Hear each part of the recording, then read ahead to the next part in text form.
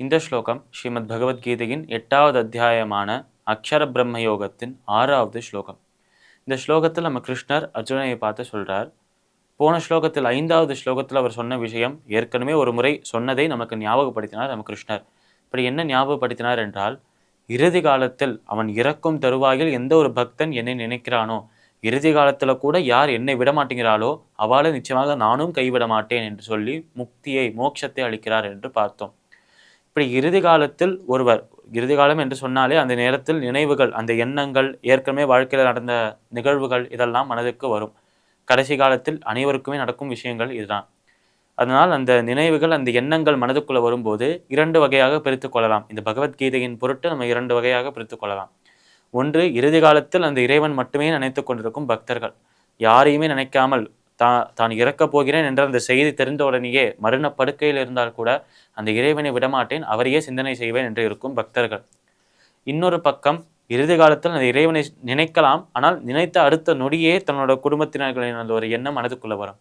நான் போயிட்டேன் என்றால் இவாளெல்லாம் யார் பார்த்துப்பா, எனக்காக என்ன நம்பி இருக்கும் என்னோட நண்பர்கள் இருக்கா, உறவினர்கள் இருக்கா, இவாளெல்லாம் யார் பார்த்துப்பா, திருப்பி மீண்டும் ஒரு முறை இவா கூட சந்தோஷமா இருக்க முடியாதா என்று மனதுக்குள்ள எண்ணம், ஒரு ஏக்கம் வரும். ஆனால் இறந்து போய்விட்டோம் என்றால், இப்பொழுது நம்ம உலகத்தை விட்டு போய்விட்டோம் என்றால் நம்ம நம்பி இருக்கும் ஒரு குடும்பம் என்ன ஆறுது, நம்ம சந்தோஷமாக வாழ்நாளை கழித்த நம்ம நண்பர்களாக இருக்கட்டும், உறவினர்களாக இருக்கட்டும், இவாளெல்லாம் விட்டு போகிறதுக்கு மனதே வரமாட்டேங்கிறதே என்று யோசிக்கும் இன்னொரு பக்கம் இருக்கும் மக்கள்.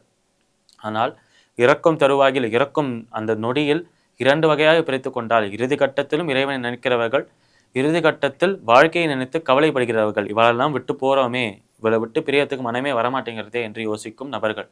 இப்படி 2 வகையாக பிரித்து கொள்ளலாம். இதில் முதல் வகையை போன ஸ்லோகத்தில் நம்ம கிருஷ்ணா சொல்லிட்டார். தன்னையே நினைத்து கொண்டிருக்கும் பக்தர்கள், இறைவன் மீதே பக்தி கொண்டு இறுதி காலத்திலும் இறைவனை நினைக்கும் பக்தர்களுக்கு மோட்சம் கிடைக்கும், மீண்டும் பிறப்பு கிடையாது என்று சொன்னார் நம்ம கிருஷ்ணர்.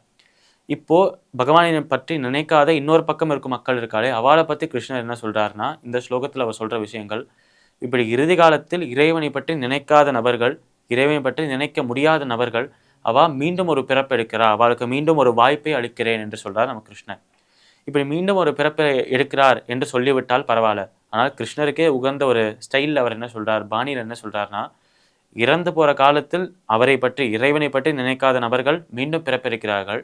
அதுவும் எப்படி என்று கேட்டால், இறுதி காலத்தில் அவர்கள் எதை பற்றி நினைக்கிறார்களோ, எதை பற்றி சிந்தனை செய்கிறார்களோ அதுவாகவே அடுத்த பிறவியாக எடுக்கிறார்கள். இறந்து போகும் நேரத்தில் ஒரு நாய் குலைக்கிறது, அதை கேட்டுட்டே அந்த நாயின் எண்ணத்தில் இருந்தார்னா, அந்த சமயத்தில் அடுத்த ஜென்மத்தில், அடுத்த ஒரு பிறவியில் நாயாகவே பிறக்கிறார்.